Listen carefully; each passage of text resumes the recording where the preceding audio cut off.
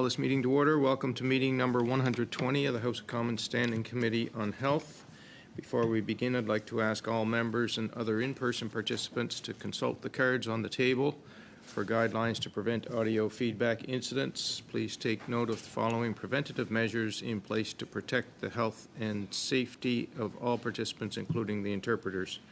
Use only the black approved earpiece. The former gray earpieces must no longer be used. Please keep your earpiece away from all microphones at all times.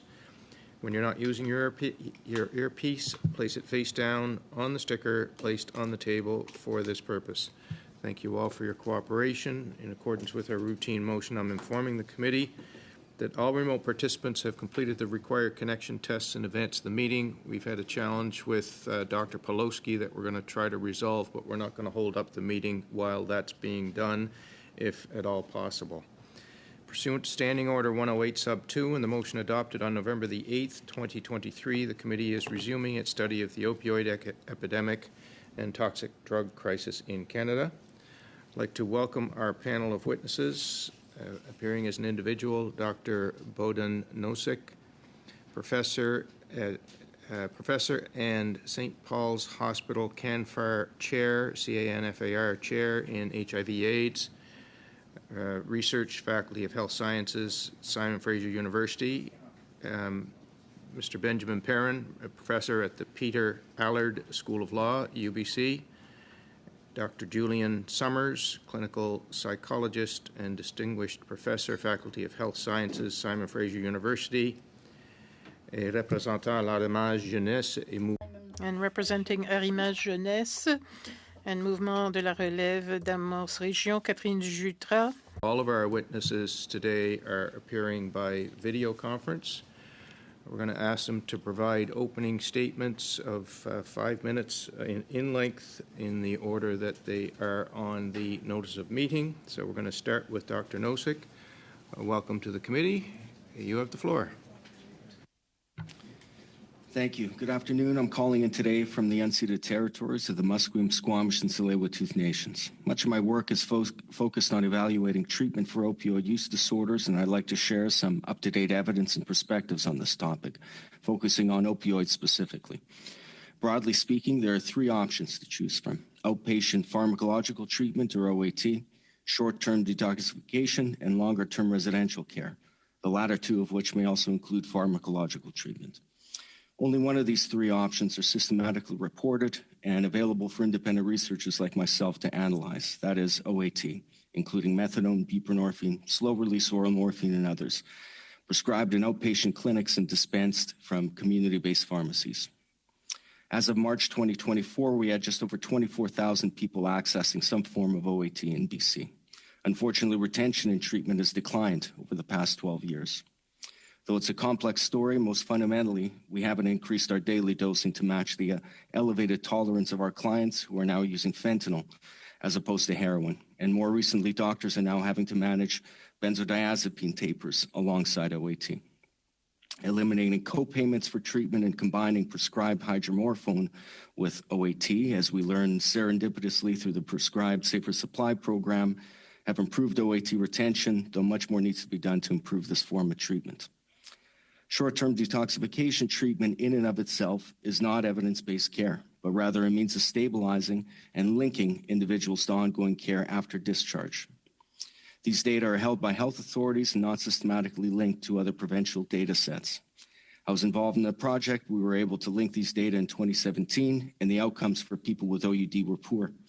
High rates of readmission to detox or ED admission, and only about 40% of people with OUD were dispensed OAT after discharge. I believe this is the only published evidence out there on detox outcome in Canada. I urge you all to verify.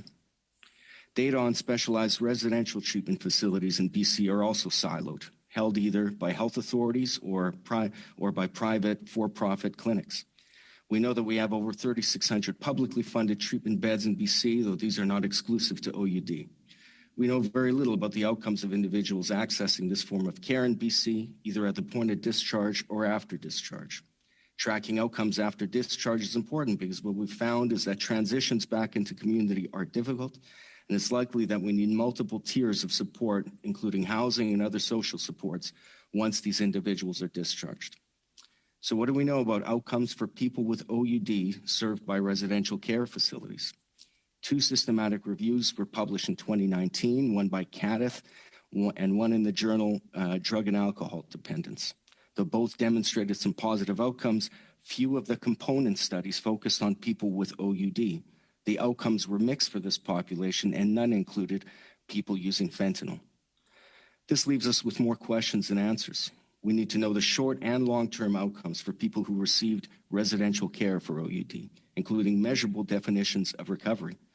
We need to build the evidence on who benefits from these services, understand what % of that population is accessing services, and ensure that access is equitable, at least on geographic, ethnic, and economic strata.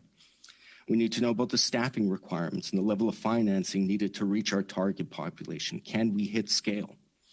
Finally, we need to continuously evaluate and adapt our approach as the needs of our clients change. I want to emphasize here these are not one-size-fits-all services.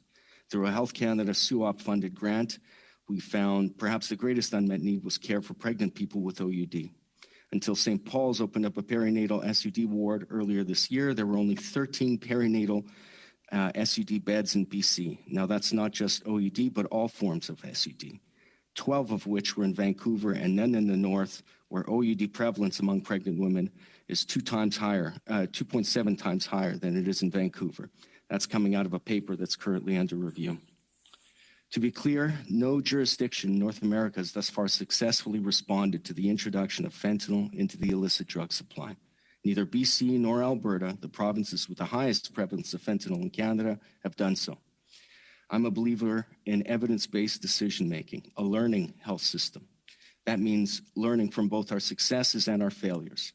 For the sake of the 7 more people who will die of an overdose today, just in BC, I urge you to set aside your ideologies, political beliefs, and aspirations and focus on the true scope of this problem and the needs of these people. One of the constructive actions this committee can take is to recommend, though ideally mandate, the systematic reporting of outcomes across all forms of SUD treatment, recognizing, of course, the legal complexities of doing so. We need to learn from each other to adequately respond to this persistent and evolving crisis. I've made available to the committee each of the references made within this statement. Thank you very much. Thank you, Dr. Nosek. Next, Benjamin Perrin from UBC. Welcome to the committee. Mr. Perrin, you have the floor. Thank you, Mr. Chair. Greetings. My name is Benjamin Perrin. I'm a law professor at the University of British Columbia. A decade ago, I was the lead criminal justice and public safety advisor to Conservative Prime Minister Stephen Harper. I supported the tough on crime agenda, the war on drugs. But I've come to realize those views were a toxic blend of ignorance and ideology. My heart was hard, my mind was closed. So what changed? I met with people deeply impacted by this unparalleled, unregulated drug crisis. People who use drugs and the family members of those who have lost loved ones. Groups like Moms Stop the Harm, who have repeatedly asked to meet with people like Pierre Poilievre, the leader of the official opposition, yet he refuses to even listen to those courageous parents. I visited overdose prevention sites and clinics that provide regulated drugs as a substitute for those made by organized crime, places that I understand some members of this committee have refused to even visit. I read the studies and peer-reviewed evidence for myself. I interviewed police, prosecutors, defense lawyers, judges, border officials, Indigenous leaders, public health experts, nonprofits, peers, and addiction medicine physicians. And my faith in Jesus Christ opened my heart to people who are suffering in our society, the marginalized, the downtrodden, stigmatized, and outcast. And I would just remind others who share my faith, profess to, Jesus came to seek and save the lost, not to condemn, not to punish. He said, let those without sin throw the first stone. So this incredible transformation and journey really led to a complete change of heart on these issues. I now have been recommending for many years a compassionate, evidence-based approach. I'll highlight the 5 urgent needs. There are many mid and long-term recommendations as well, but I'll focus on those in the short time I have. First, naloxone, the temporary antidote to an opioid drug poisoning, needs to be widely available and people need to be trained to respond. Naloxone saves lives. Second, we must ensure that every Canadian has access to a safe place to use substances where they can receive emergency medical support, free of fear of criminal prosecution. From January 2017 to January 2024, over 400,000 Canadians used these life-saving supervised consumption services, with staff responding to over 55,000 overdoses, and not a single person died. Over 470,000 referrals were made at these sites to health and social support. As the Supreme Court of Canada said in a unanimous ruling in 2011, supervised consumption sites save lives. Their benefits have been proven. All of the sources that I'm mentioning have been given to the committee clerk. Third, regulated substances are needed to replace the toxic, contaminated, unregulated drugs that are killing Canadians. Over 42,000 people have died in our country between 2016 and September 2023 during this crisis. Now, misinformation and lies cannot conceal the true reason for these deaths. Illicit fentanyl made by organized crime, including right here in Canada, is the primary cause, detected in 82% of post-mortem toxicology reports. A regulated supply could include prescribed alternatives, compassion clubs, witnessed use for no-cost regulated alternatives, but payment required for carries, and other options. Now, those who oppose regulated alternatives condemn Canadians to risk their lives with unregulated drugs made by organized crime. Regulated alternatives save lives. Fourth, we need to address this as a public health emergency. It's not a criminal justice problem. Criminalizing people who use drugs is cruel, ineffective, and deadly. Incarcerating someone with opioid use disorder increases their risk of death by 50 times. So for many, it's equivalent to a death sentence. Fifth, Canadians need treatment and recovery options that reflect 5 key requirements: evidence-based, rapid access, publicly funded, regulated, and finally, trauma-informed and culturally appropriate. Abstinence-based treatment alone is not medically recommended. Studies, including those in the British Medical Journal, show that those who complete a 28-day detox program have an increased risk of death because this is, again, it's a chronic relapsing condition, and their tolerance goes down rapidly during periods of forced or voluntary detox, making a relapse potentially deadly. This false debate between harm reduction versus treatment is a distraction. We need both. People need to be alive to enter treatment. In closing, I agree no jurisdiction in Canada has fully implemented all of these evidence-based recommendations.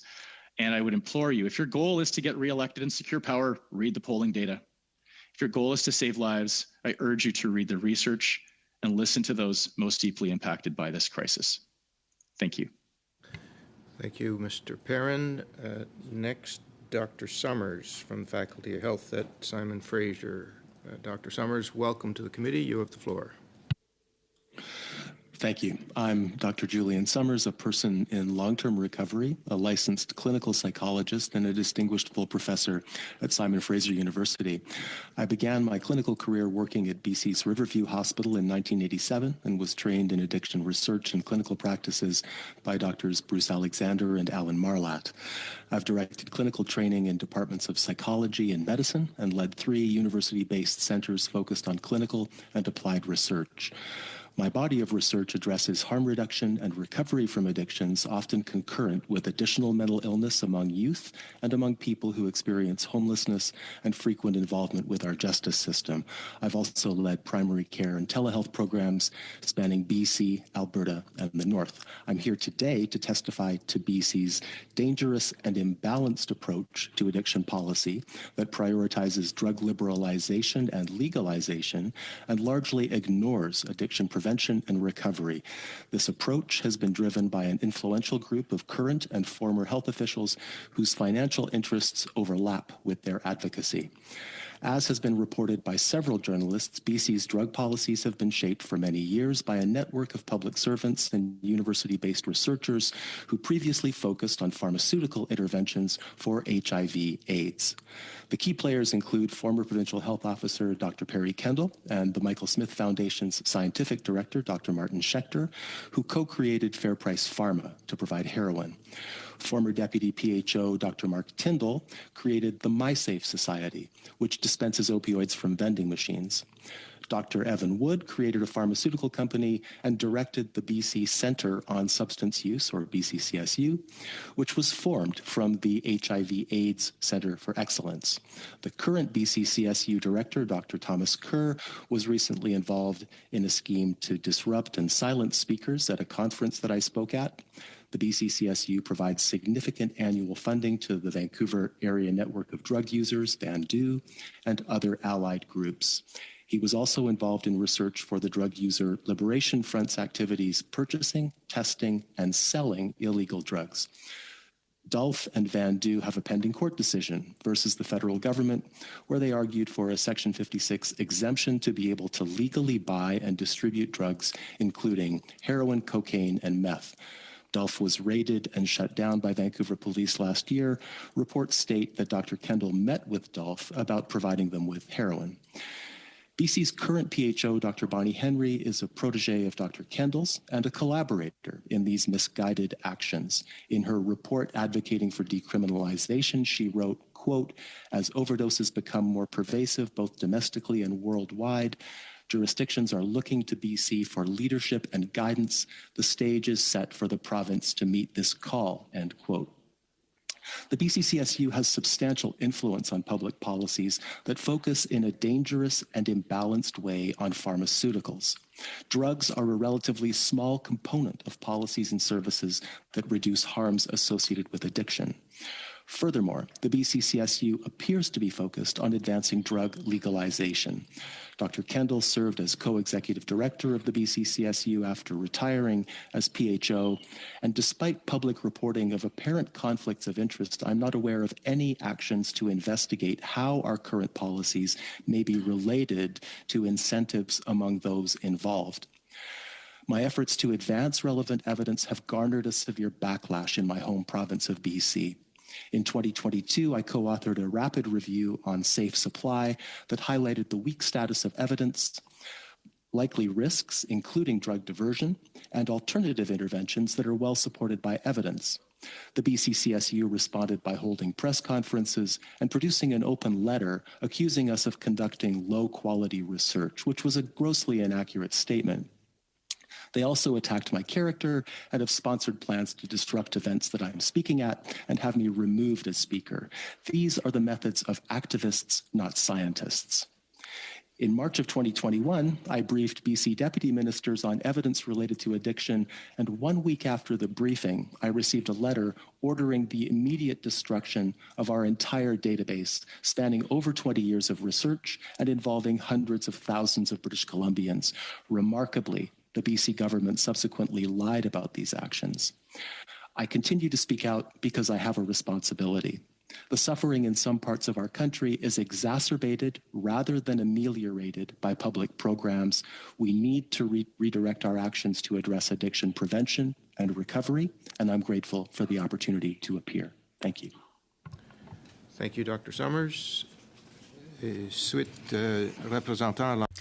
Representing Arrimage Jeunesse et Mouvement de la Relève, Amos, Catherine Jutras. You have the floor. And good afternoon. First of all, thank you for having invited me. I'm not used to having a platform like this. I've been working in the field for over 20 years. I work with people. I was a street outreach worker for many years, so I've been near them every day. People who experience the problems we're discussing today. So I was invited to this presentation. I'm not used to this. I must apologize. I'm a worker more in the field, so I'm a little stressed, but I'll do my best. So I was invited today because I conducted research for a year and a half, starting in 2021, and I finished it in 2023. I worked in the field to document the reality of people who use substances in order to explain the human person behind the problem. We often talk about probative data and figures, but usually I get the impression we forget the human being behind all this. The whole phenomenon is a very complex one, and I wanted to highlight that. So since I had an opportunity to work near these people, I had access to their histories, I had a relationship of trust with these people, so they offered me their trust to highlight the problems, because I really do have the impression that when we're talking about studies, we never have the actual data, as long as there's so many taboos around the problem. Taboos, stigmatization are things that have been highlighted and that shut out the reality that we see, or that we may not see ourselves but see in parallel. So the study I conducted, I gave it to your clerk so that you have access to it. I say study or research, but it's with great humility because we did it on a community level, not linked to a university. So this study, or what compelled me to do this? I went to see people where they were on the streets. I had 29 directed conversations with people who use substances, all kinds of people, homeless people, as well as even a municipal counselor who uses these substances. I talked to single parents, workers, all sorts of profiles of people who use substances. And one thing that marked me and that starts my study is that the person told me, I don't want to become a statistic. You become a number if you die of an overdose. So that really gave me the impulse to conduct this study.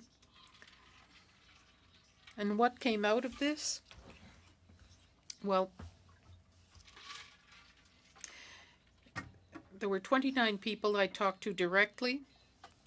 I talked to 14 workers in different services in Abitibi-Témiscamingue. That's the region I live in. And I also reached over 100 people through different surveys.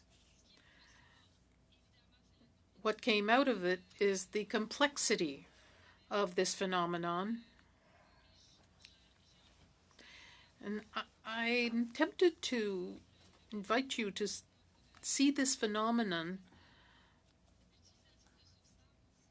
of substance use. It can be seen as a problem, but in the field, what do we see? We see that most, or maybe many people, use substances in response to another problem. So when you're talking about complexity, what I mean is you have to see the overall picture. Why are people using that substance? It's not that the substance causes something, but it's rather why are they using this substance? Try to understand why they're using these things. And to do that, you have to listen to them.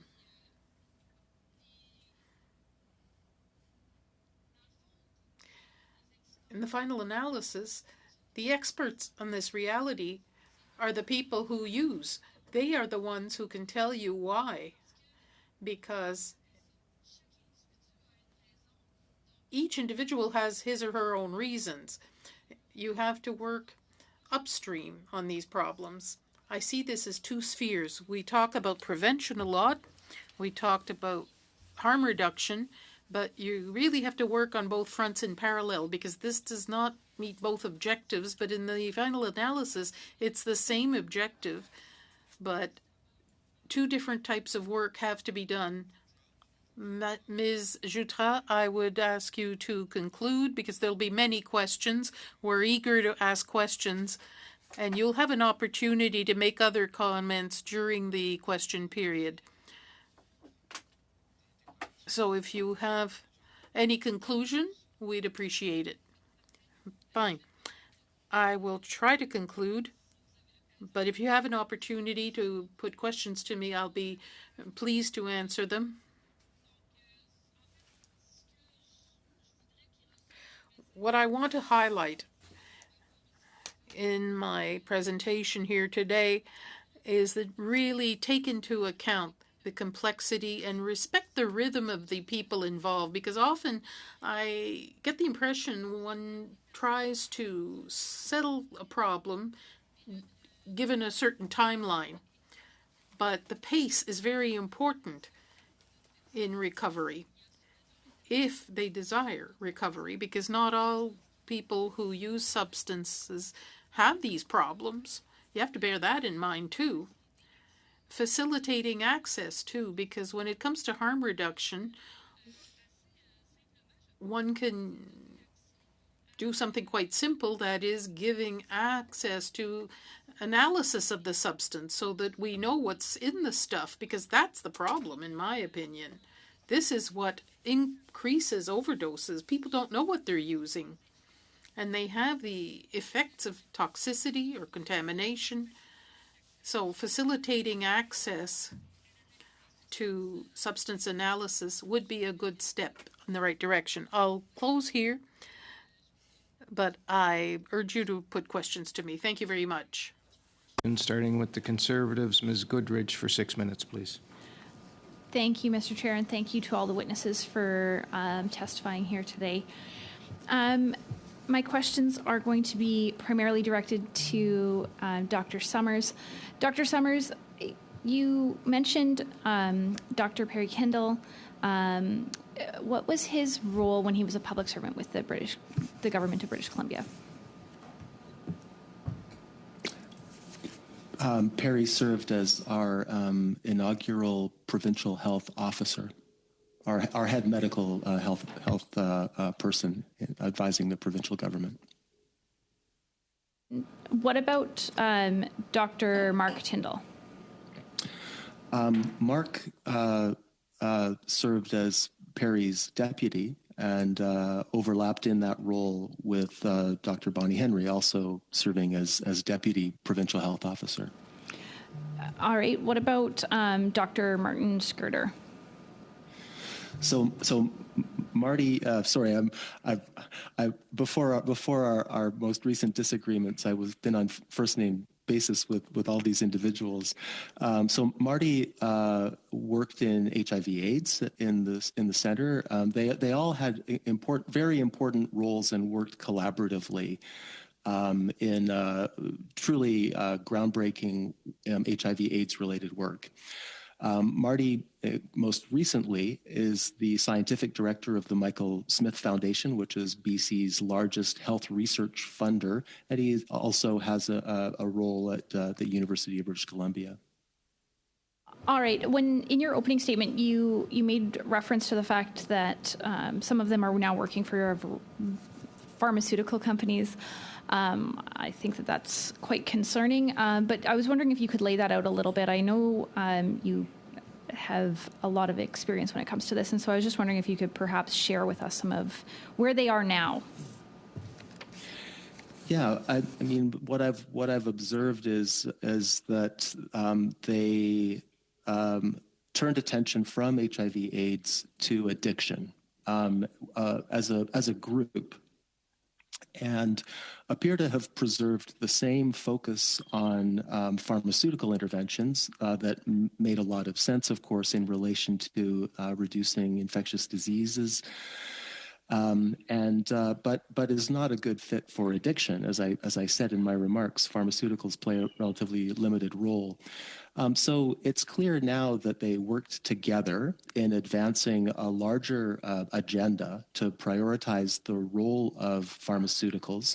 They each laid claim to various corporate methods of following through on their advocacy. And unfortunately, they also took the step of stymieing criticism and had a strong influence on shaping an overall narrative that in some cases was really inaccurate. An example being that as was said with respect to HIV, that everyone is at risk. Well, they tried to promote that same narrative with respect to addiction, where it is simply not true. Looking at BC to give some fairly stark examples. Sorry, we have very limited time, so I just want to summarize. Sure. So you said that top public health officials who made decisions about whether Safe Supply would go forward in British Columbia then went on to found pharmaceutical companies that would stand to benefit financially by supplying Safe Supply in British Columbia. And elsewhere, yes. So in your opinion, is this a conflict of interest? I wouldn't be the first to say that there is the appearance of conflict, and I believe there is the appearance of conflict. And it's generally accepted that the appearance of conflict is in and of itself a conflict. You just said that they wanted to benefit from Safe Supply elsewhere. Could you perhaps expand on that a little bit? Where else are they trying to expand their grasp? Well, for instance, through the Compassion Club model and or the so-called Compassion Club model, which also harkens back to HIV/AIDS, essentially groups or networks of people that would procure drugs and make them available to others. Those are now across the country. And the vending machines that are part of Dr. Tyndall's company are in multiple provinces. And the effort to advance so-called safe supply is also had national aspirations, and of course is implemented in other provinces than BC. So the origin of this is with this group. And they had their sights on having both a national and even international impact, as Dr. Henry noted in her report on decriminalization. So you wrote a report in 2022 that was really critical of Safe Supply. Could you expand on that report for us? Well, it was only critical insofar as we did this for the Ministry of Health in Alberta. And we've done systematic reviews, rapid reviews. Rapid reviews are done as they sound very quickly on a focused question, usually before Parliament or the House. And we were given a series of linked questions. We conducted our analysis. We reported our methods. We reported the questions that we were addressing. We found, as others had found, that there was no evidence directly addressing the practice that we're referring to as safe supply. We highlighted some risks, and we highlighted some alternative interventions that have far greater track records and empirical support in reducing severe addictions. So that's what we produced. Thank you, Dr. Summers. Thank you, Ms. Goodridge. Next, Dr. Hanley, please, for 6 minutes. Thank you also to all the witnesses for appearing today. I want to start with Dr. Nosek. Thanks for coming. You previously submitted to this committee a presentation that was based on the risk mitigation study. And I wonder if you could, it's quite a long presentation. There are lots of interesting conclusions, but could you briefly recap that study and its findings? At a high level, people who received risk mitigation dispensations, particularly opioids, in the week after receipt had a much lower risk of death. We saw a biological gradient in that effect. More dispensations led to a lower risk of death. That was controlling for access to OAT, so it was independent of access to OAT. We've since come out with a separate study looking at co-prescription, because often, doctors co-prescribe hydromorphone tablets alongside OAT, and we actually saw some really positive benefits in terms of improving retention and treatment. Thank you very much. Can you see these results applying to other settings? So what are the conclusions that we could derive in terms of harm reduction and safe supply as applied to other settings? Findings? I think this is one tool in our toolbox. I think it's one step, one part of a continuum of care. As others have mentioned, I don't think this is a debate of harm reduction versus recovery-oriented models. I think we need a full spectrum of different options. I don't, in a time where we're dealing with progressively more and more toxic and unpredictable drug supply, we need more options to deal with these challenges, not less. Are you familiar with the research of Dr. Summers and specifically with some of the criticism of his research quality by leading addiction experts? I am. For the committee? Would you like me to comment on that? Yes, please. I think when the report came out, I hadn't seen it. I had only seen the review, the critique. I reviewed both the report and the critique, and I came to the same conclusions as those who wrote the critique.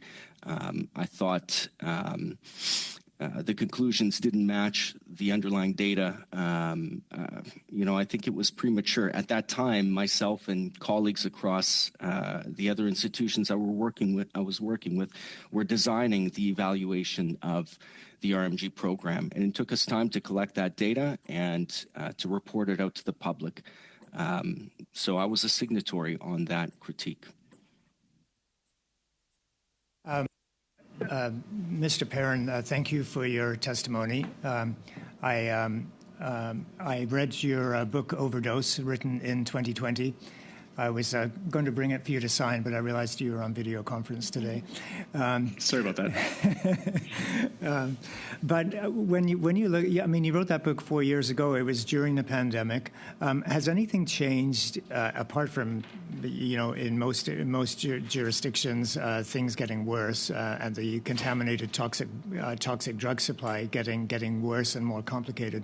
But in terms of your overall observations, your approach, your recommendations, has anything changed since you wrote that amazing book?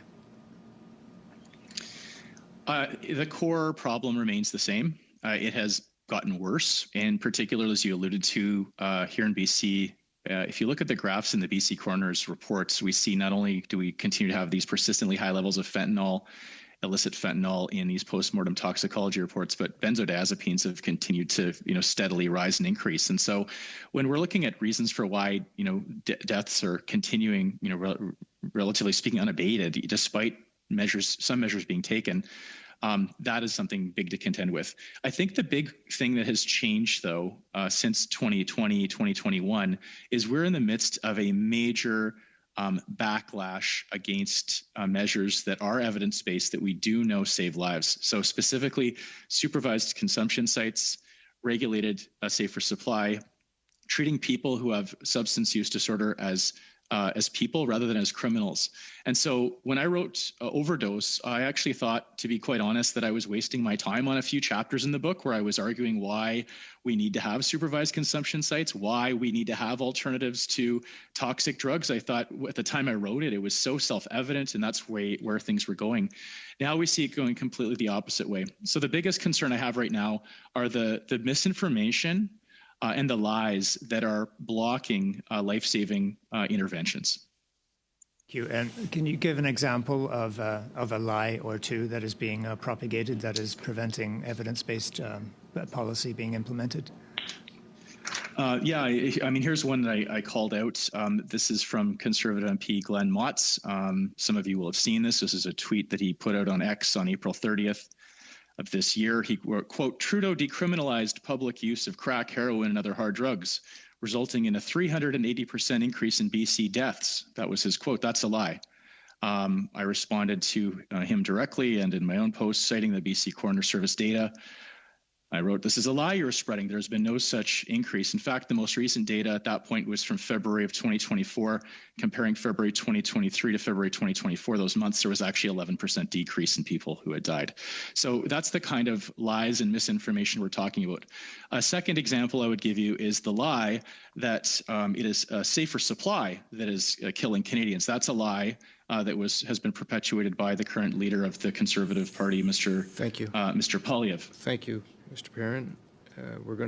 On va procéder maintenant avec... We'll now go on to the Bloc Québécois. Mr. Thériault for 6 minutes, please. Thank you, Mr. Chairman.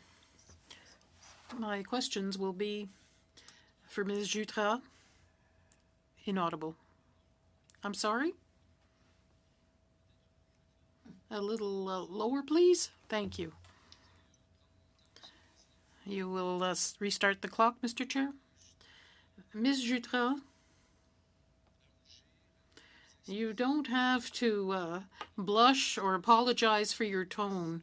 I think it's important that beyond the experts we've seen and beyond the toxic mix of ideology, we can find out the truth in the field, subjective truth, of course, but through your voice and your work, we can hear and listen to what these human beings have to say to us and what lessons we can draw and adjust our practices given this suffering.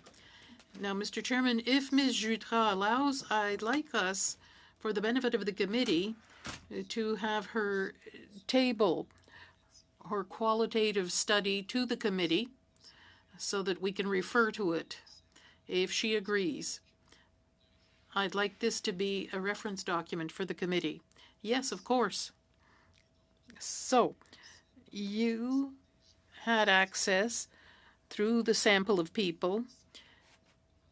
29 people opened up their soul and agreed to testify and trust you.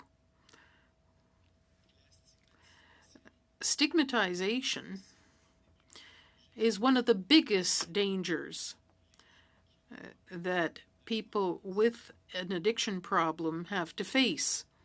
We heard about that during our trip throughout major Canadian cities. I'd like you to discuss that further, if you would. What are the harmful effects of stigmatization? How do these people talk about it? Well, I have a example, a striking example. When I looked for these witnesses who were willing to share their life story, there was a parent who said, a person I didn't know, who said, it doesn't make sense. We have to talk about this. And that parent explained that this was a single parent with 2 children.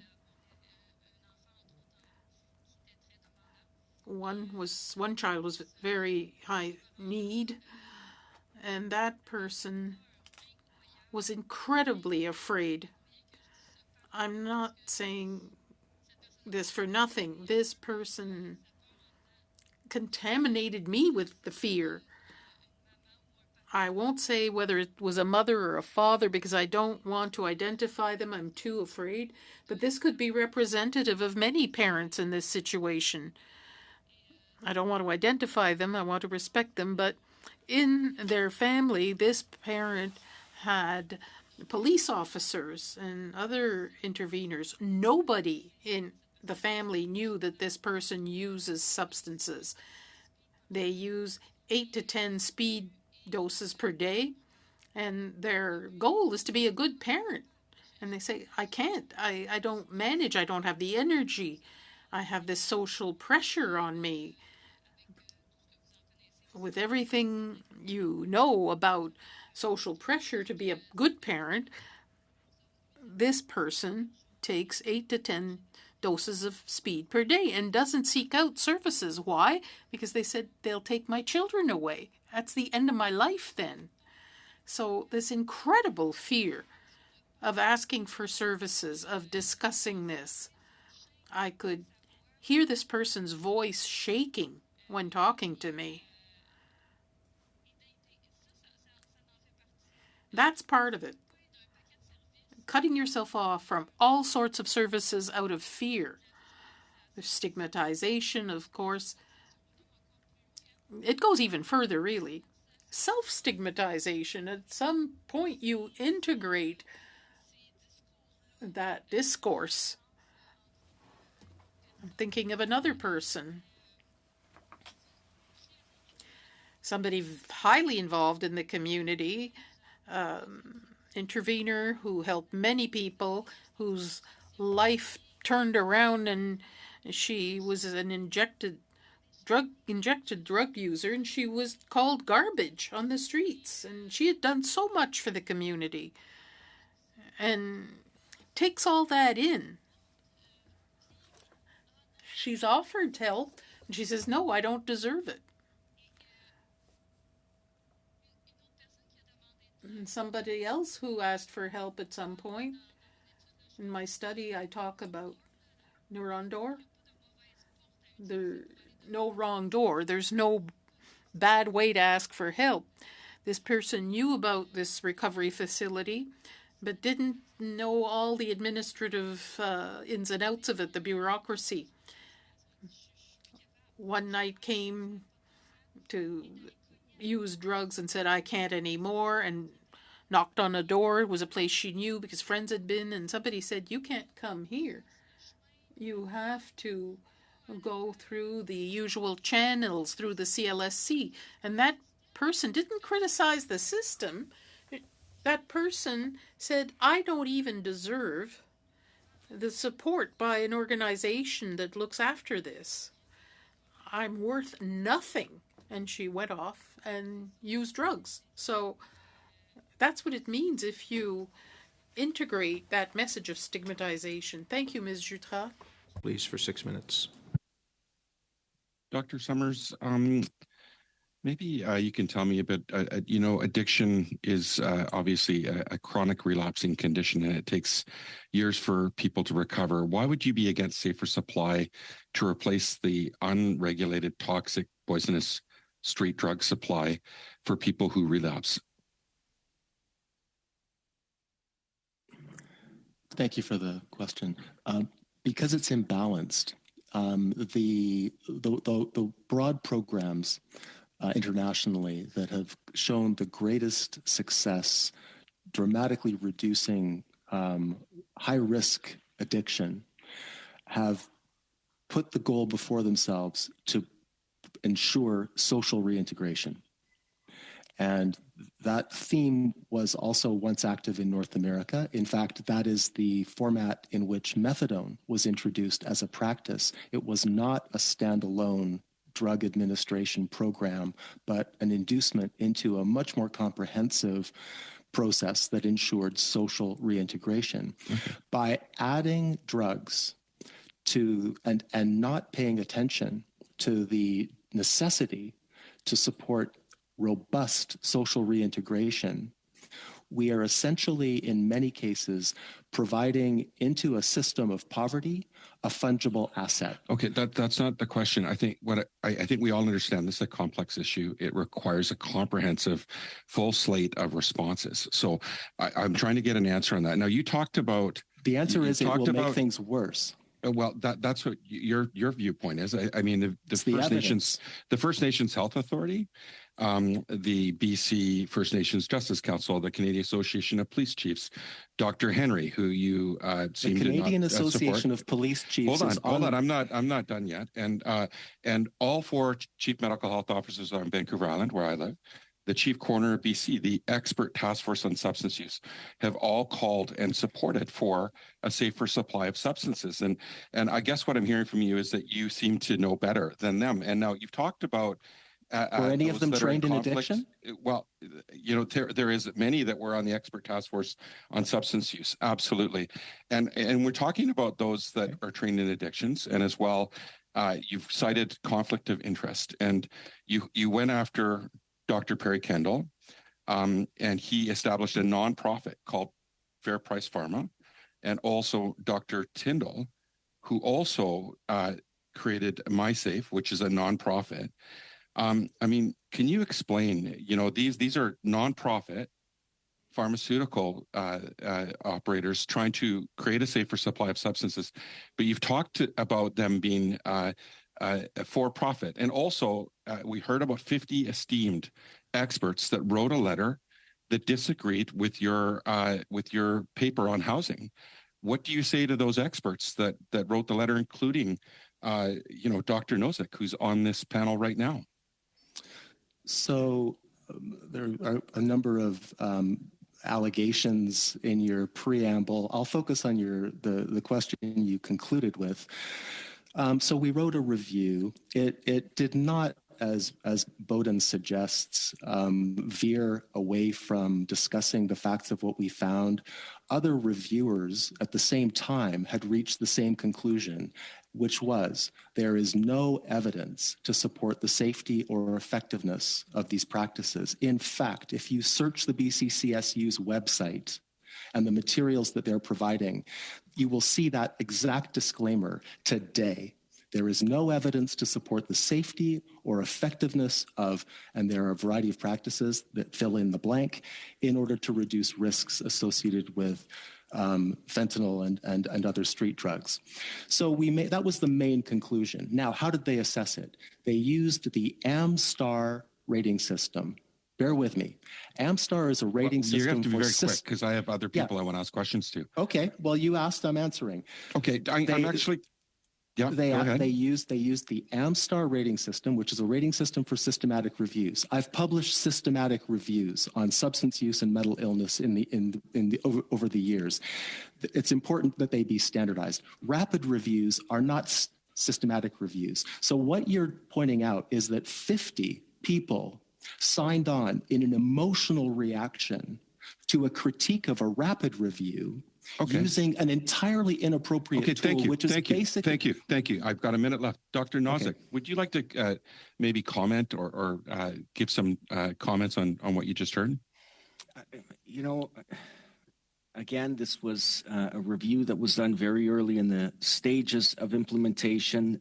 I would just urge the panelists to read the review, read the critique, and come to your own conclusions. I'll leave it at that. Okay, but I'll go back to you, Dr. Nozick, and you've heard me talk about all of the different organizations, and now their credibility is being undermined, saying that they're not experts in substance use. What are your thoughts on that when you hear about the long list of different qualified experts that I just talked about and their organizations that they represent? I would argue that their credibility is very much intact. So when you hear their credibility being attacked, and you produce peer-reviewed research, your peer-reviewed research is being undermined when you hear comments that counter what Dr. Summers said. Yeah, you know what? I don't take it personally. I think it's good to have dialogue. I think it's good to have alternative positions on matters. We need to discuss. This isn't a simple issue. We had plenty of critiques on our work when it came out, and we responded thoroughly as best as we could through public presentations and tried to deal with it as scientifically as we could. Thank you, Dr. And I'm all Nozick. for debate. Yeah. Thank you, Mr. Johns. Next, Mr. Genuis for 5 minutes, please. Thank you, Chair. My questions will be for Dr. Summers, but I do have a quick comment for Professor Perrin. I want to say, sir, that I respect your sincerity and your conviction, and I've read your book. I do think your comments demonstrate the risk of combining good theology with bad science. I agree with you that love and compassion should define the character of our approach, including love expressed through effective dissuasion from danger and support for recovery. But as Dr. Summers has demonstrated, the NDP Liberal approach to drug policy is wreaking havoc in our communities. It's causing diversion, and it's supported without credible evidence and pushed to the extreme by self-interested industry groups. My first question for Dr. Summers. Many people are hurting as a result of the ongoing and escalating drug crisis, but there are some who benefit from it. Those who produce and sell the products driving this opioid crisis are making money off the suffering of others. And whether they wear hoodies in dark alleys or suits and ties in the halls of power, these drug dealers are benefiting from the pain of the most vulnerable. You've talked about public health officials like Dr. Perry Kendall, who have gone from health policy roles where they advocate for decriminalization and so-called safe supply directly into business selling pharmaceutical-grade hard drugs. Do you think there should be rules in place to prevent former public health officials from going on to financially benefit from their previous positions? Thank you for the question. Yes, there absolutely should be rules. These types of relationships should be transparent. The Stanford Lancet Commission urged the same thing. In fact, when they assessed the roots of the North American opioid crisis, Canada and the U.S., the first area they highlighted were conflicts of interest and the movement. And Dr. Kendall unfortunately illustrates this, of people who move from roles in senior public health and governance roles into, in his case, the BCCSU, and then also into roles with other organizations like the BC Centre for Disease Control, which has been flagged as a source of funding for the very company that he and Dr. Schechter started. So it's one thing to consider whether the action of moving into pharmaceutical provision of drugs is a sensible thing. It's quite another to be advocating for that and setting oneself up to be the provider. So yes, there should be transparency. Thank you. You alluded to this. The original cause of the opioid crisis was Purdue Pharma. They advanced drug liberalization in order to aggressively market their own new opioid product, OxyContin, in the 90s and early 2000s. This is how the first opioid crisis began, and certainly there was conflict of interest rampant at that time, people moving back and forth between companies and regulators, et cetera. Now, today, Purdue is at it again. Their own branded hydromorphone product, Dilaudid, seems to be the preferred option for this program of state-subsidized hard drug distribution. It seems bizarre to me that the people responsible for the opioid crisis at Purdue are now making even more money selling drugs, marketing easier access, and drug liberalization, again, as a solution to the problem. Do you have any insight into why a Purdue product specifically has become the go-to, and what Purdue has done to engage government and civil society to be able to bring out this outcome that's very financially beneficial to them? Unfortunately, no, I don't, but I share your observation that it is a perverse irony. We know that Fair Price Pharma has met extensively with this government, meeting multiple times with the previous minister of mental health and addictions in person, and having, I think, 12 meetings over the course of 2 years with officials. Dr. Summers, I have moved a motion at the Government Operations Committee asking for the release of these so-called safe supply contracts. I believe that parliamentarians and the public should know about the kinds of deals that these high-priced companies like Purdue Pharma have signed with the federal government. Liberals have been filibustering that motion of the Government Operations Committee in order to prevent the release of those contracts. They've said on the one hand they don't think any such contracts exist directly between the federal government and these companies, but at the same time they've filibustered to prevent the release of those contracts. Do you think those contracts should be released, and why do you think so if you do? They absolutely should be released because they represent public expenditures that are directly related to a highly, highly controversial set of drug policies that really are only active in Canada. So we absolutely need greater transparency. I would add that we need greater transparency on the flow of public and private funds into organizations like the BCCSU. Our standards for reporting in comparison to the U.S. Sunshine Act are relatively lax. And we need to understand better how our funds flowing through organizations like the BCCSU into community groups that are allied with their advocacy, Vandu, Dolph, and many others, and how are pharmaceutical funds augmenting those monies in order to pursue what appears to be a concerted agenda. Thank you, Dr. Summers. Next, Dr. Pawlowski, please, for 5 minutes. I'd like to start off with a question for Professor Summers. You mentioned, and I didn't quite pick it up, but maybe you could tell me again and maybe explain it a bit. You said at some point you were ordered to destroy your database. Who ordered you to destroy the database? Why? And did you actually destroy the database? We were forced. I did my best to protest. We were forced to destroy the database, and so that has been done. I provided a briefing to deputy ministers, all the non-dirt deputy ministers. The province of British Columbia, the government of British Columbia. And you, as your database was as a professor at UBC? I started it at UBC. I subsequently moved it to my position at Simon Fraser University. This is data that we obtained from multiple government ministries, in some cases with the consent of people that we were aiming to assist, people with profound addictions who were living homeless in Vancouver and who were participating in some of our intervention efforts. So we had a large raft of information spanning more than 20 years. We had been doing this work for 2 decades, and we received that instruction 1 week after I provided the briefing. What was the reasoning for that there was confidential information in there you weren't supposed to have, or like why? No. There was no rationalization. There was no question of propriety. In fact, we had agreed with the government to renew the database for another period. That had been formally completed with the Ministry of Health, and we were rebuilding it around an additional study looking at addiction and death in COVID. So there was no rationale. The government lied by saying that they were planning to do this anyway, which clearly was not true. If there was, there would certainly have been some prior communication about that. They said things that really didn't make any sense, that we could get the data from other sources, which is clearly false. There is no other way to get these data. The only rationale that makes sense to me, and I've had this confirmed from one of the deputies that was in the room, was that my remarks antagonized some of the deputy ministers because they got the impression that I was saying that their policies addressing addiction and homelessness were not effective.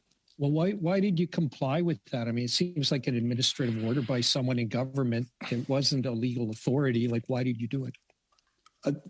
No one at the university was coming to my defense, and they persisted in ordering it done. I didn't see any recourse. Maybe I should have spoken with you earlier. Maybe. Okay, Mr. Perrin. You talked about your Christian faith, and I agree with a lot of your positions on harm reduction. What do you say to people who are concerned about somebody smoking crack next to them on the beach when they're there with their kids? What do you say to the little old ladies, your parents who want to go downtown in Ottawa or BC but are afraid to because of open drug use? People are using drugs, and we've heard with methamphetamines, they sometimes become psychotic. The fact that a lot of downtown cores have become a little bit of a hellholes, and it's revolving around things like safe injection sites. I'm sure, or I would think, that you have some sympathy for these people while still believing in harm reduction. How do you get that balance right? And have we got the balance right? Yeah, thank you for the question. First of all, we've had public drug use in Canada prior to the now largely rescinded decriminalization pilot in BC and in other cities. As I travel throughout the country, I see the types of things that you're talking about, and it's not limited to BC or Vancouver. In terms of, I want to talk briefly about BC, though.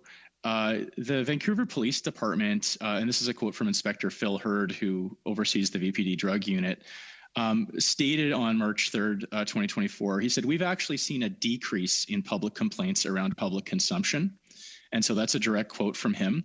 When Chief Constable Adam Palmer was asked about any sort of statistics that were kept around the police claims that they didn't have recourse for the types of situations you're talking about, this is a quote from the article I'm referring to, Palmer said the VPD had not kept statistics on the number of incidents where a person was using drugs in a public place where police were unable to intervene. So really, what we're sort of seeing is, quite a large upspring in concern, but the data is not backing it up. So how do we get it right? How do we get it right? Sorry, go ahead. Professor. I can't hear you. Thank you, Professor Perrin. Thank you, Dr. Pawlowski. Suite, Monsieur Thériault, pour 2 minutes et demie. Mr. Thériault, 2.5 minutes. Ms. Jutras,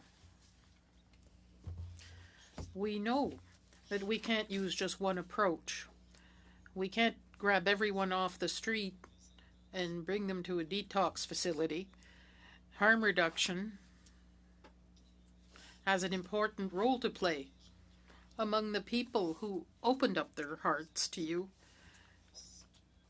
is safe supply something that has a positive effect, a stabilizing effect on their attempt to get better or to have a better life?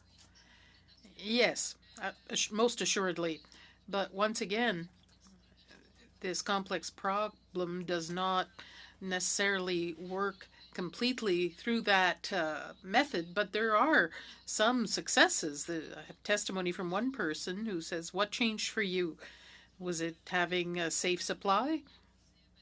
The person said, "Well, now I'm fatter," because that person was always looking for substances, so wasn't eating properly anyway. But now they were much healthier. They'd start working again and said, "Now I have a bit of money at the end of the month." So it makes a big difference for the life of that person. So there's stabilization of consumption as well. Yes. Essentially, there's an adjustment too. An adjustment of the substance. You find a balance. Because on the street, you don't always have that balance.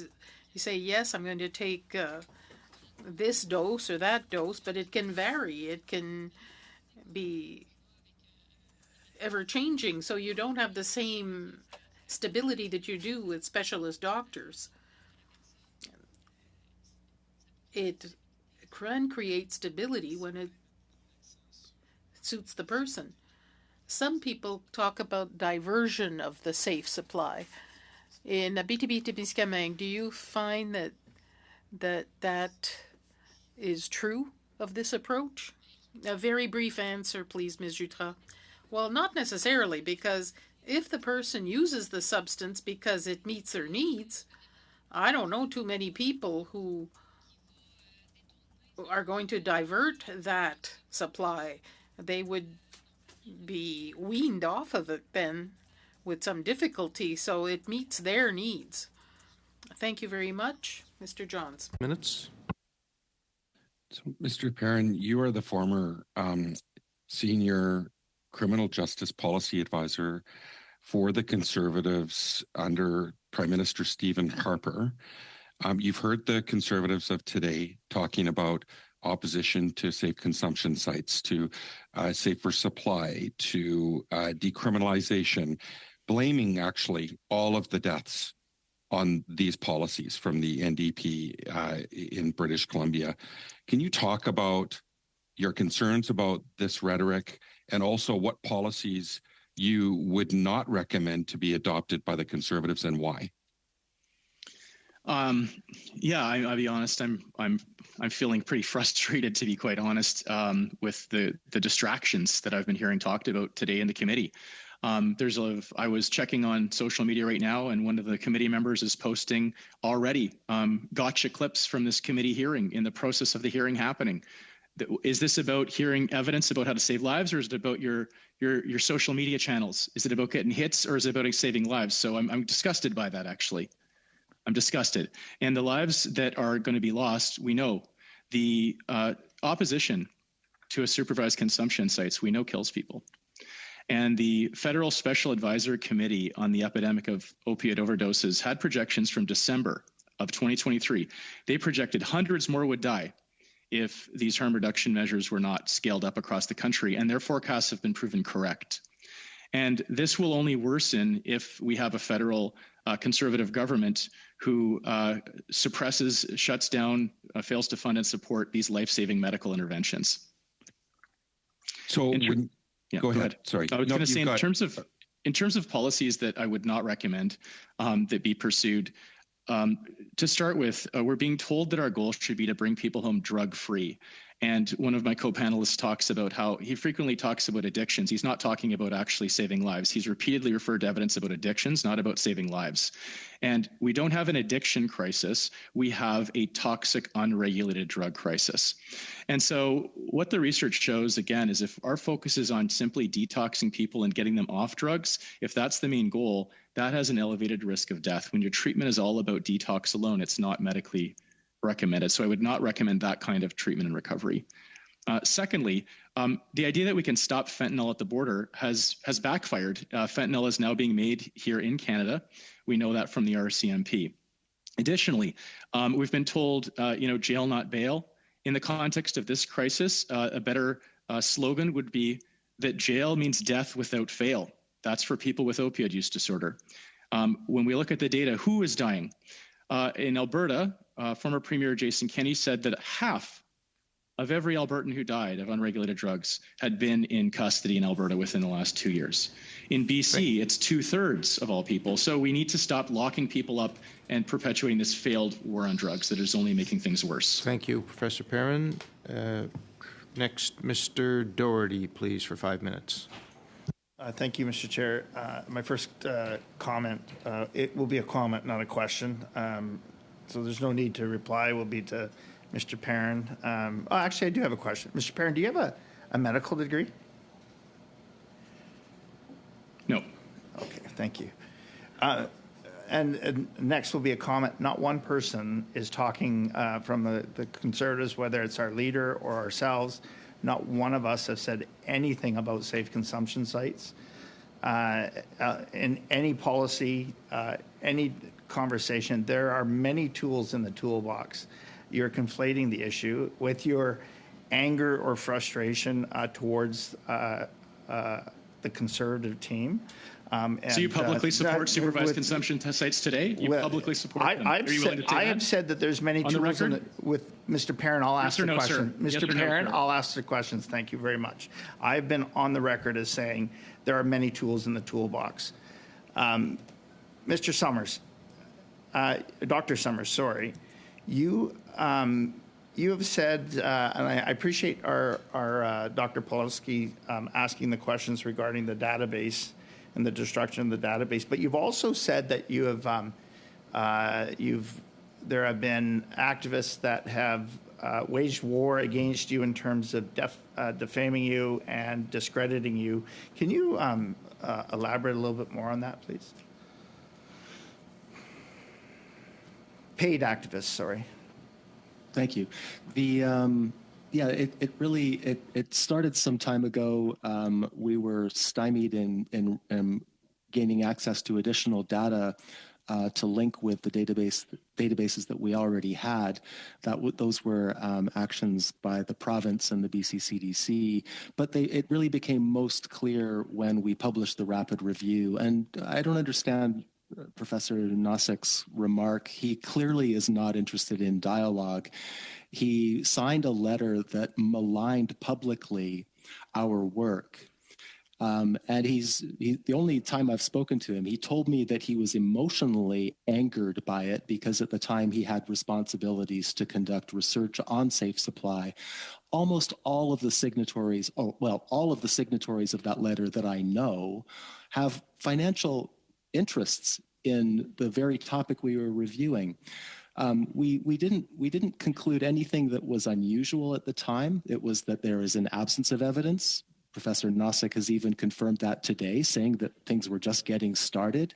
So the fact that we pointed out, what we did is point out an awkward thing, which is that the standards for introducing a pharmaceutical in any form of practice in our country and around the world typically follow rigorous assessments of their safety and their effectiveness. And in this case, we decided that we were going to implement a measure without any of the controls that we used for COVID vaccines, looking for positive effects if there are any, harms if there are any. We simply launched into it. And as we now know, the studies that have been produced were fashioned on the fly. There was no traceable component in the drugs that we introduced in order to enable, in a fairly obvious way, the ability to detect diversion if it was occurring. And so we have this not only this odd mashup of evidence today, but more importantly, we clearly adopted a double standard in proceeding with this very experiment. And is that because of the people that we're discussing? Is there, are there documents that you feel this committee would benefit from being able to read that may support us in going down this path that you suggest that we should petition to try to receive? Well, there are a few that come to mind immediately. So one is the Safe Supply Review, which we call Public Supply of Addictive Drugs. I think it's premature to be using the word safe in the label. The second is a review that we conducted on decriminalization. It will correct some of the misunderstandings that have even been stated here today. Police chiefs in Canada and in BC both wrote reports on decriminalization stating that they were supportive only if robust measures were put in place to help people that police officers encounter, and that has not been done. The third document I'd recommend is the Stanford Lancet Commission report. And the fourth is the Portuguese National Drug Strategy, which is a document rich in its complexity, in its direction, and illustrates for, I think, other nations how we can get our heads collectively around a concerted approach that isn't referring vaguely to tools in toolboxes and making things hyper-political, but actually integrated and purposeful. Thank you. Thank you, Dr. Summers. Can I ask just one question? Those are 4 public documents, I believe. Would you be able to provide the committee with those this week by any chance? Thank you so much. Happily. Thank you both. Madame Brière pour 5 minutes, s'il vous plaît. Ms. Brière, 5 minutes. Thank you, Mr. Chairman. Dr. Summers, do you have any evidence that Fair Price Pharma got some profit out of the safer supply? Their financial documents, and even though, as we're aware, not-for-profits can still pay people.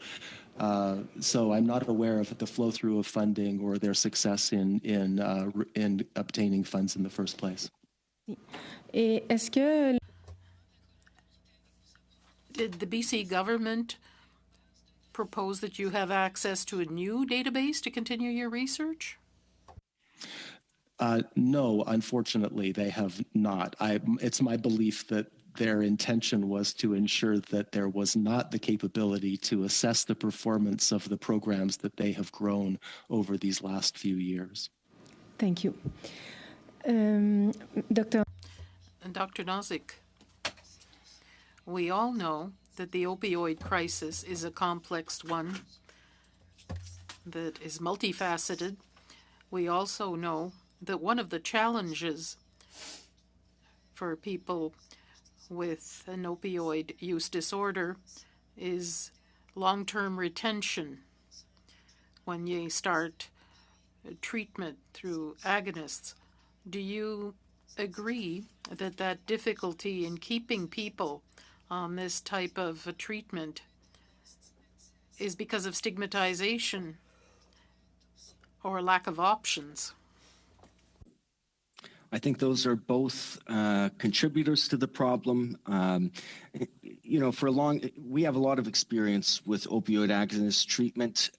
For a very long time, it's been accepted that, this is a chronic recurrent disease, and that people typically go through stages of remission and relapse.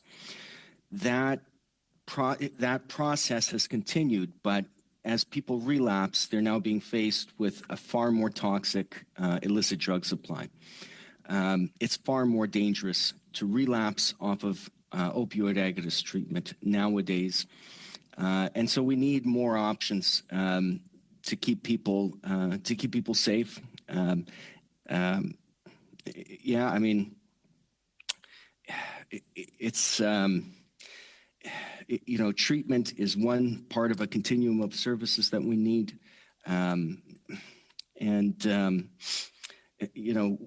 I think we need to adjust our expectations and adjust our knowledge based on the introduction of new contaminants into the drug supply, which is still happening. The ground is still shifting beneath our feet here.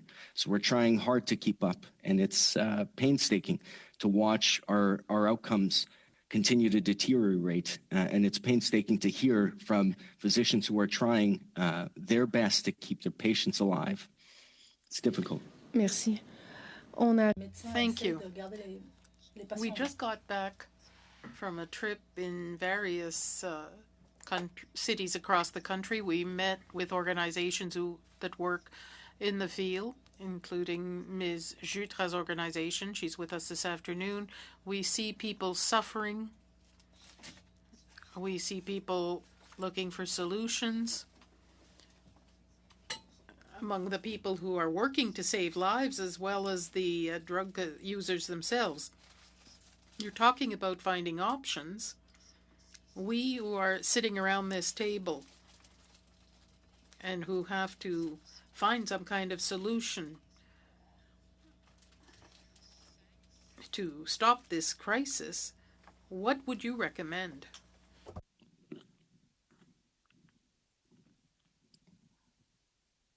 The question is for you, Dr. Nazik. I'm sorry.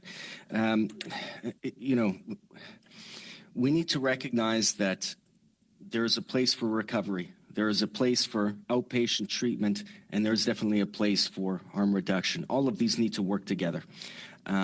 It's painstaking to see, continuing deteriorated outcomes.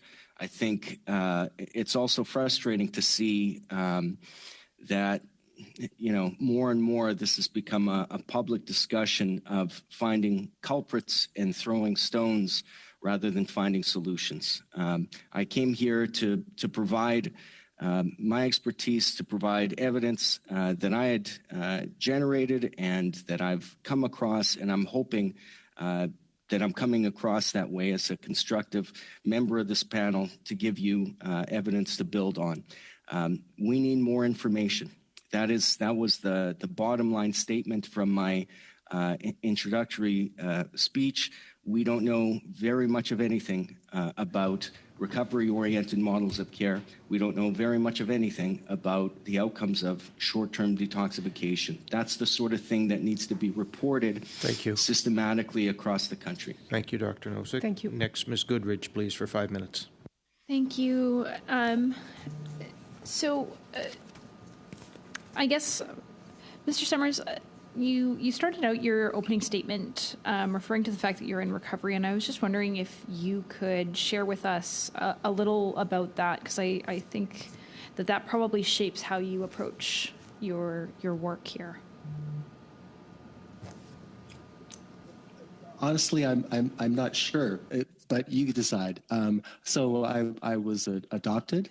I grew up and was exposed to traumatic experiences at an early age and developed mental illness symptoms and addiction symptoms. And those persisted for a number of years starting around age 9. Left school and was out on my own as an early teen. I was relocated to another family, and I found some beginning stability. Many people, well, when we look at how people identify recovery, it includes several components: connection, hope, an improved sense of identity, motivation for the future, and a feeling of empowerment. Recognizing that one of the core features of addiction is the experience of loss of control over one's behavior while one is aware of the harms that are resulting. And those components spell the acronym CHIME. CHIME has been produced through meta-analyses and systematic reviews. It's been replicated. This is how people describe their experience of recovery, and that was certainly true for me. I was fortunate to find it through study and mountaineering and pouring my energies into those types of activities. I never went to 12-step meetings, but I know many people, of course, who benefit from other methods of transcending their loss of control and finding those qualities that are summarized in the acronym CHIME. Thank you for sharing that. And I think it's important for people to understand what exactly recovery is and how it can look and play out in different spaces and aspects. I guess my question is, when it comes to Fair Price Pharma and their heroin, do you believe that there should be a move towards a retail heroin business in Canada, as is being purported by Fair Price Pharma? No, I think that would be a very ill-advised step. Vending machines, and so the vending machine for so-called safe supply that Dr. Mark Tyndall has put forward, do you think that is a responsible use of taxpayer dollars? Not at all. The familiar refrain, which has some truth to it, that addictions are problems of loss of connection, it is bewildering to put a vending machine between the government and a person who is suffering, rather than an opportunity to interact with a human that can accompany them on some constructive steps in a healing path. I heard you a while back at a conference in Calgary talking about the housing market, and one of the studies you did about who were the most successful post-recovery in housing and which housing models were. And I was just wondering if you could expand on that a little bit. Canada has a major tradition of following deinstitutionalization, along with many other places, the tradition of predicating that closing of large institutions on a commitment to instituting community-based, recovery-oriented services. This is a decades-old refrain that we were reminded of when Senator Kirby crossed the country and summarized his findings in Out of the Shadows at Last. Once again, we were told we have not closed that gap. Canadians funded the world's largest randomized controlled trials evaluating recovery-oriented housing in comparison to usual care. The results were dramatic. I led the trials in Vancouver, where our focus was on addiction. We found dramatic reductions in crime, medical emergencies. Are there any documents on that?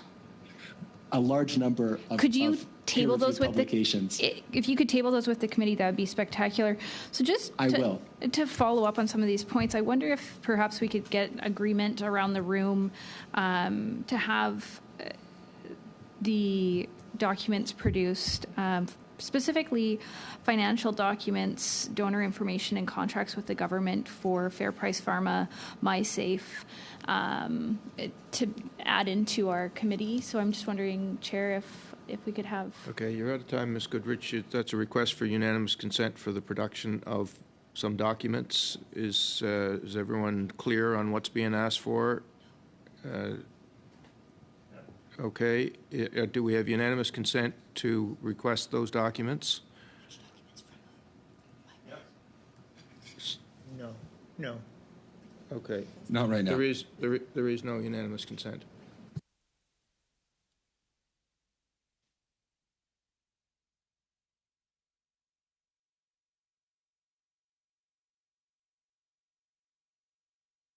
Mr. Chair? Do you have a point of order, Mr. Johns?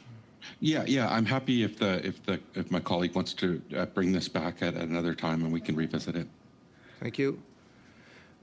Okay, Ms. Goodrich. Next, Ms. Sidhu, please, for 5 minutes. Thank you, Mr. Chair. Mr. Chair, my first question is to Mr. Perrin about misinformation. Mr. Perrin, my question is about the deliberate political strategy of some post-truth populist politician. We know some post-truth populist politicians south of the border and in our country are spreading misinformation for electoral gains, for fundraising. Do you have any evidence or number to share with this committee on how misinformation impacts the life of Canadians? Well, that's not an area I specifically study, but I can comment on what I know in the context of this committee's work on this unregulated drug crisis. First off, generally, we know that misinformation spreads more rapidly than truth. And the likewise, corrections or responses are also very, very slow in coming, if at all. And so what most concerns me is we see a persistent and repeated pattern of misinformation and lies being spread by the current leader of the official opposition who seeks to become the next leader of our country on this issue. It is deeply repugnant that a public health emergency that is killing tens of thousands of Canadians, that there would be any dispute, let alone deliberate spreading of misinformation about the proximate cause of that. We know from every available source what the cause of the toxic drug crisis is. It is illicit drugs made by organized crime, full stop.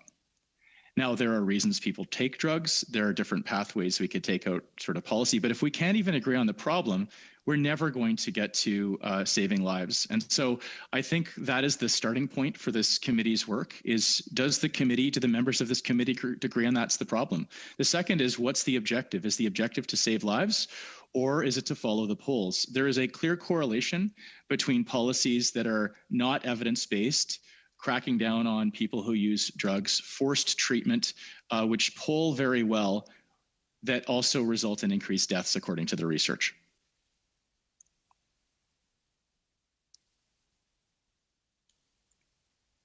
I'm sorry, I can't hear you. So you agree that the misinformation cost lives or impact the health of Canadians?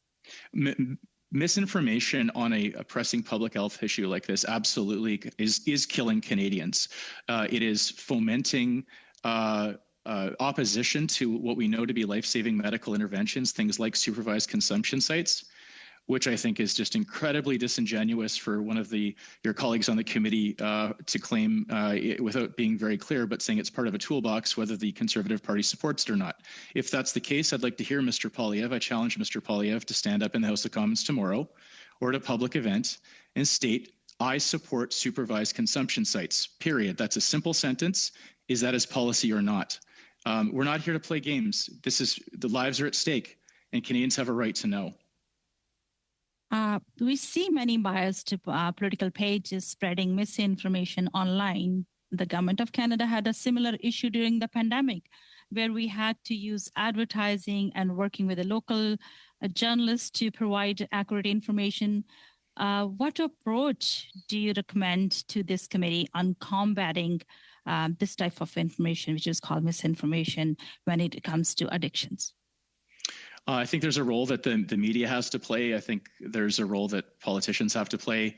Ultimately, we're in a climate that's unlike any I've experienced before. I remember the days when if you had facts and credible evidence to support a policy, that would persuade people. We're living in a post-truth world. It's very difficult and frustrating for those of us who are concerned about facts and truth. But I think we have to continue. And the people who are most impacted by this need to be at the table. We need to hear from them. And I don't know, I've looked a little bit about the committee's witness list, but I would just really strongly encourage the committee to hear from more people with lived experience whose lives, there are 400,000 Canadians who have gone to supervised consumption sites. Over 5,000 Canadians here just in BC who have relied on a regulated alternative to the toxic criminal drug supply. Those are the folks who the committee needs to hear from. And they will give you the evidence that you need to hear. Next question is to Dr. Nozick on shared jurisdictions such as public safety. This committee had an important testimony from law enforcement agencies in BC about the tools they require from provinces. And we know municipalities are in charge of local bylaws. What recommendation you can give to the committee on working with the provinces like BC and municipalities to respond to this crisis? I think collaboration across jurisdictions, across different sections of government. It's not just public. This isn't something that the public health sector can solve on its own. We need collaboration with law enforcement. We need collaboration with housing and the ministries of child and family development. This isn't something we can tackle alone in the space of public health. Thank you, Dr. Nozick. Thank you, Ms. Sidhu. Suite, Mr. Thériault, pour 2 minutes et demie. Mr. Thériault, 2.5 minutes. Yes. Ms. Jutras, given the crisis in toxic drugs that kill,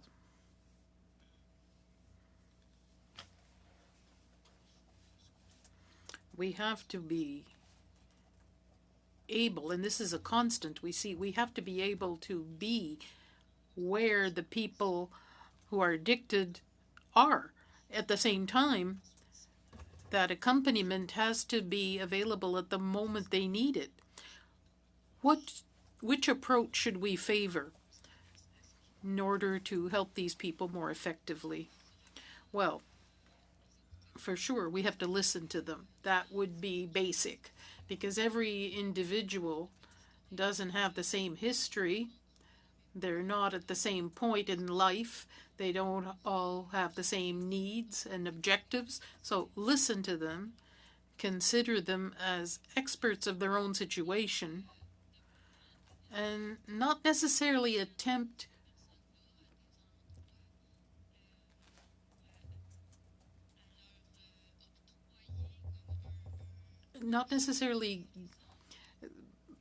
put them on a path to a cure. You have to listen to the person. There's a document we use a lot called From Oral to Written. If you organize the margin will organize itself somewhere else. So there's always going to be marginalization, is what I mean. You can't push people into living in a certain type of community. There's always a margin. You can create bridges between that margin and the rest of the community so that there are passageways.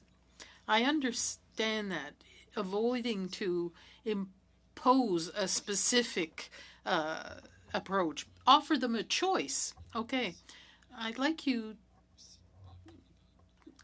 to discuss another thing. We talked about safe supply, but supervised housing. Isn't that, in terms of harm reduction, one solution? It's not a miracle, but isn't that something that can bring about stabilization and improve quality of life progressively?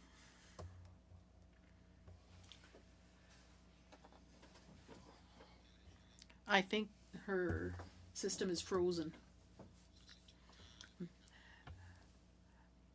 That's all the time we have anyway. Well, if she comes back, perhaps we'll try to solve the problem.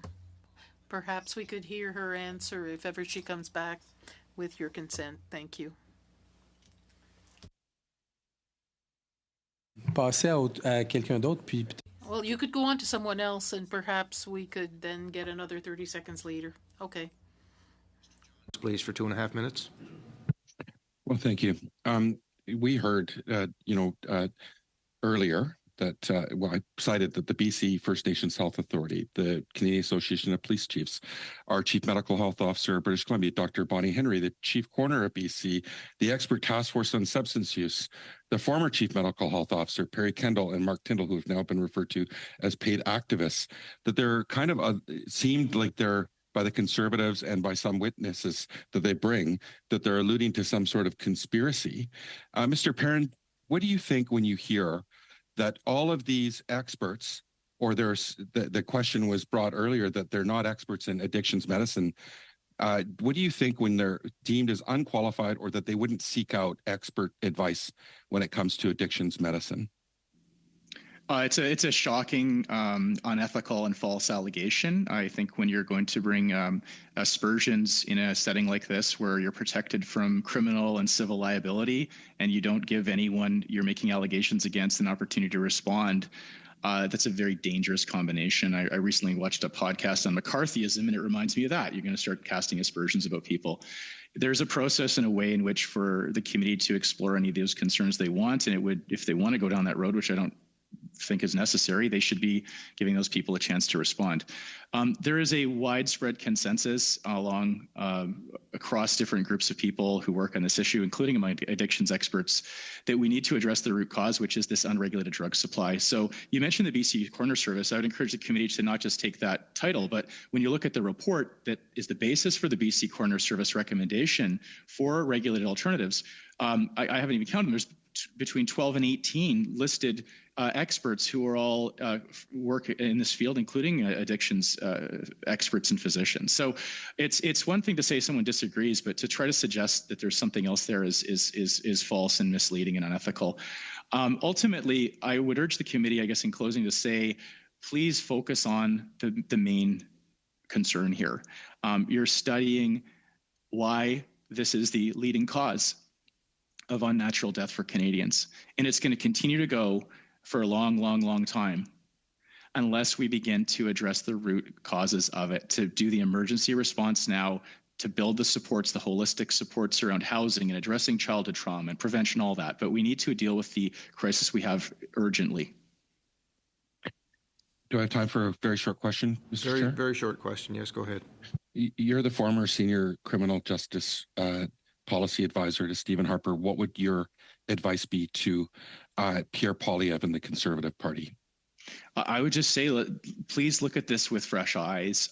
This is not an ideological issue, and we need to follow the best available evidence to depoliticize the issue.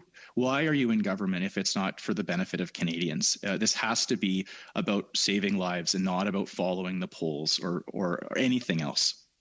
Thank you, Mr. Perrin. Next, Mr. Doherty, please, for 5 minutes. Thank you. Thank you, Mr. Chair.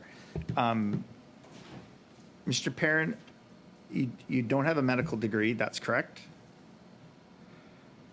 I already answered your question about that. Of course not. I'm a law professor. So are you an addiction specialist? No, I'm a law professor. Okay. So really the only... I interviewed those people for my research, though. Okay. So yeah. Really the only...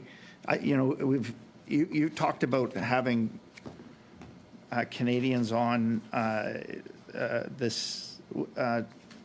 appear before our committee that have lived experience. I couldn't agree with you more. I think that we get much more benefit from that than having a pissed off ex-staffer basically defame his ex-party and potential leader, the next Prime Minister of Canada, at every intervention. Dr. Nosek, you have provided with.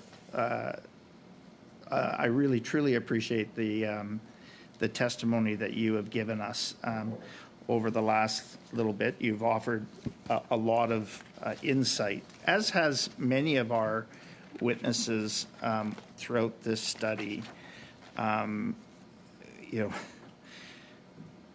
It's quite frustrating when you have somebody that comes on and very clearly it's a very partisan attack.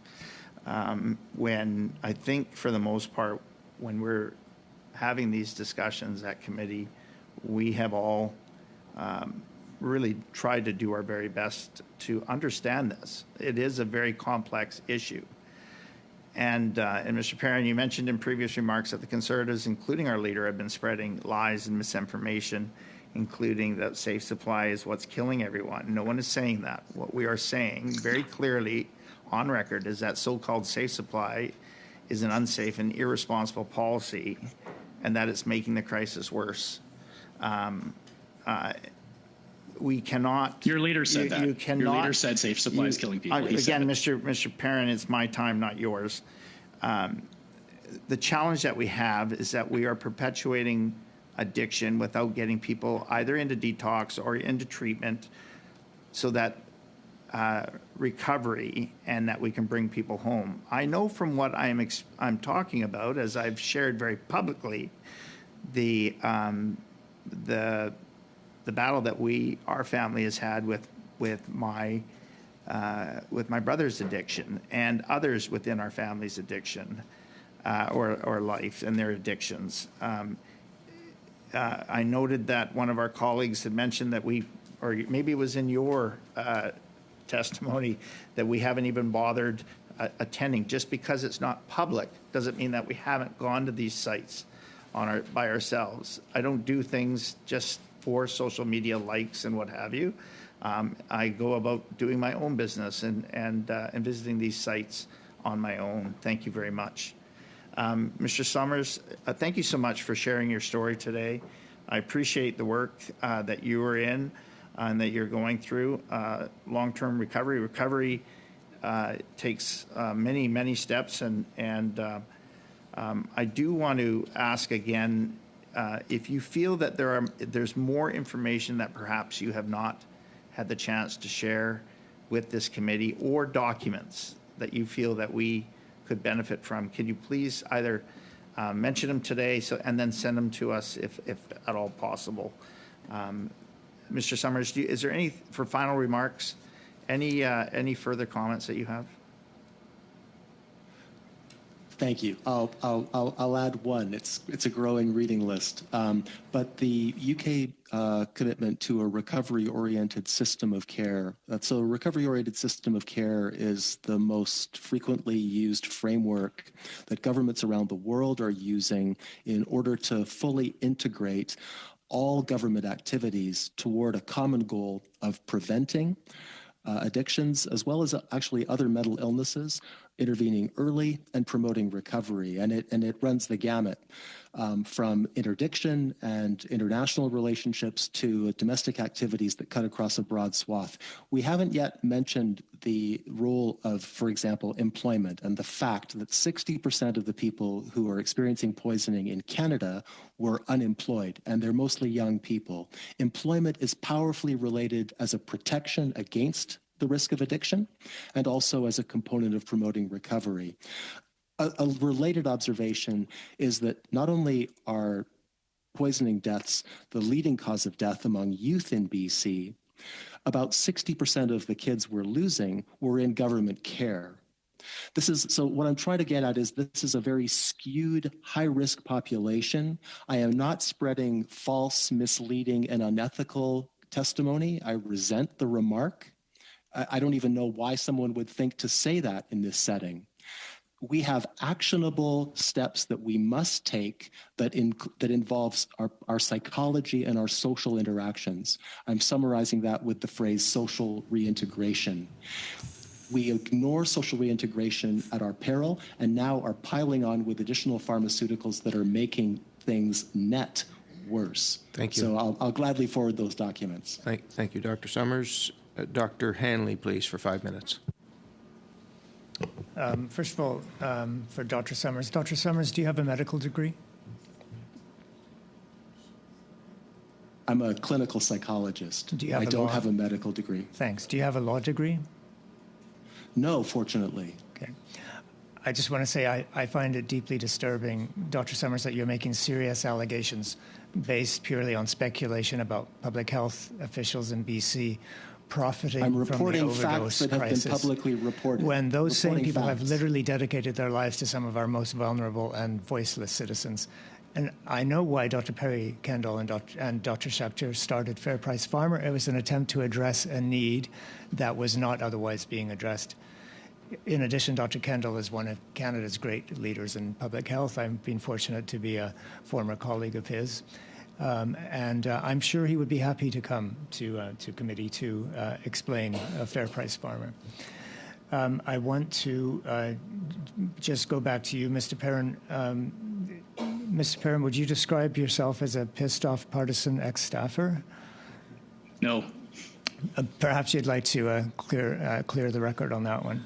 Yeah, I appreciate that.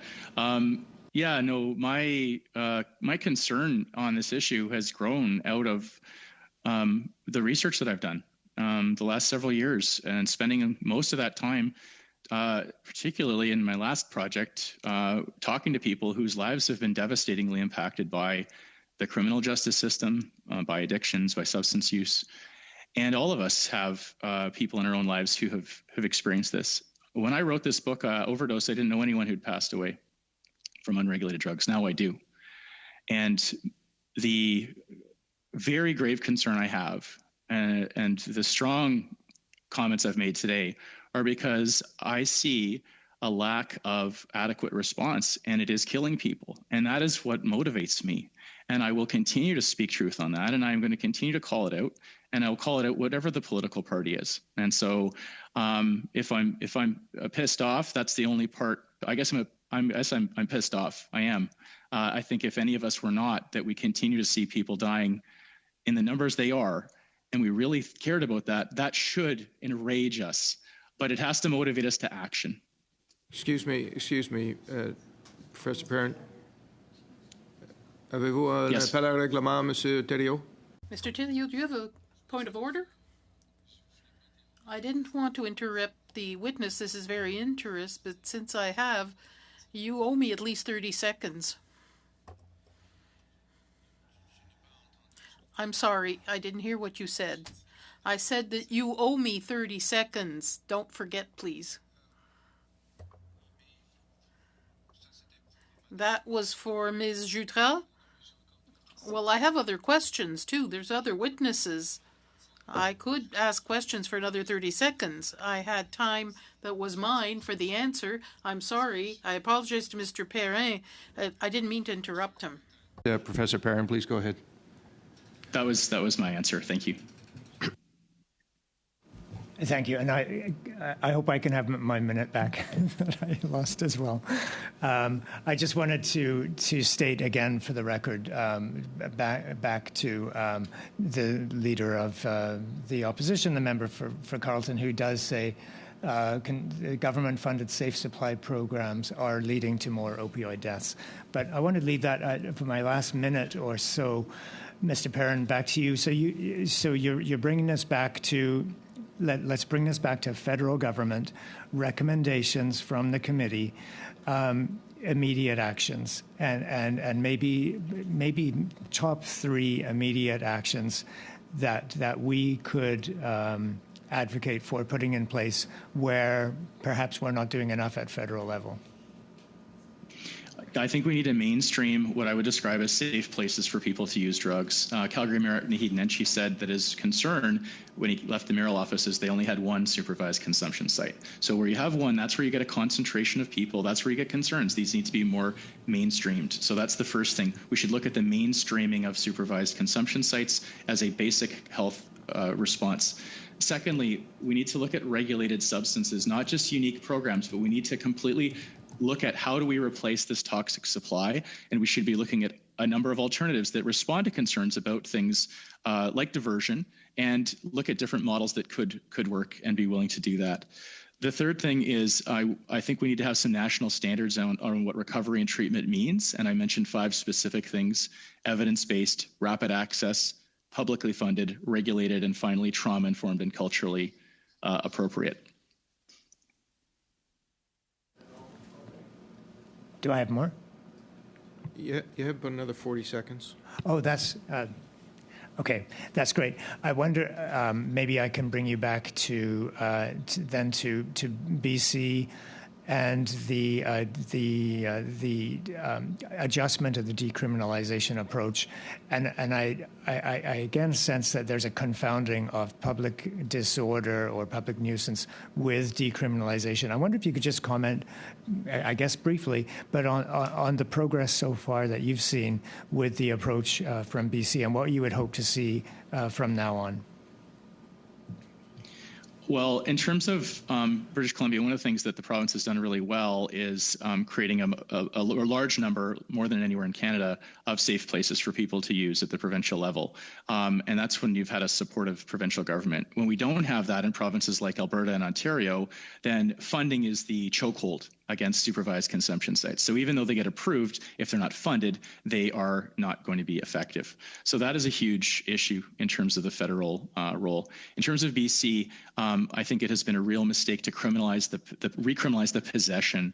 It is in fact not the public drug use that has been criminalized, as was announced. It's the possession. That means someone walking to a supervised consumption site is liable to arrest now.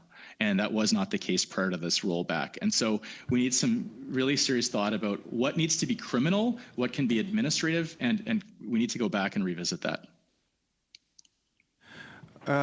Colleagues, we had some technical difficulties that resulted in Mr. Theriault losing a question. The witness has not been able to return, but in the interest of fairness, before we close the meeting, I think Mr. Theriault should have his question back. So the last question, a brief question and a brief answer. Mr. Theriault, s'il vous plaît.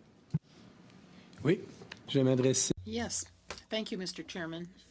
That's very kind. I have a question for Mr. Summers. I look at my notes here. I see a lot of denunciation, but I didn't see any solution being proposed. Could you do the same as Mr. Perrin and tell me the three main solutions you advocate in order to solve this problem of organized crime-led toxic drugs that kill? I would make the premise about people rather than about drugs. If we focus on individuals, on human beings, then we have people who are greatly at risk, who are socially isolated, struggling mentally, are unemployed, and on average are young people.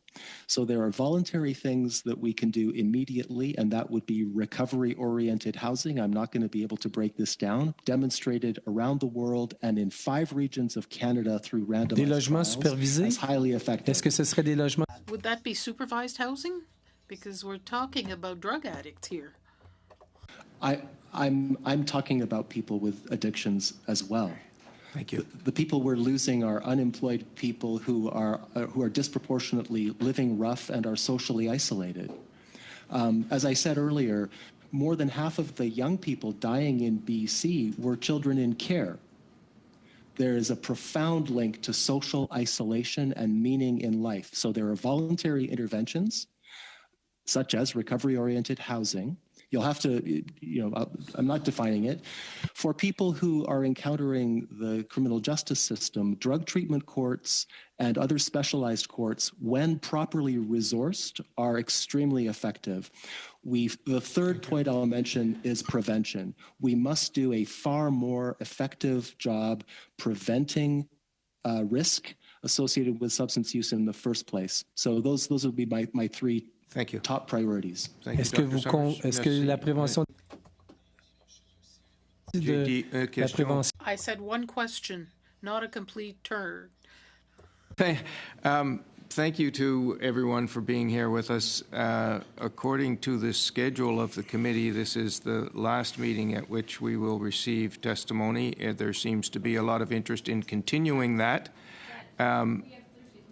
Oh, I'm sorry. You're right, Ms. Goodrich. Yes, we have one more session, at least one more that we've agreed upon, and there seems to be interest in prolonging it further, and you can see why, with the diversity of opinion and the energy that goes into teasing out the opinions of everyone. We very much appreciate you being here, and thank you so much for logging in and for helping provide us with your perspectives to add to the study.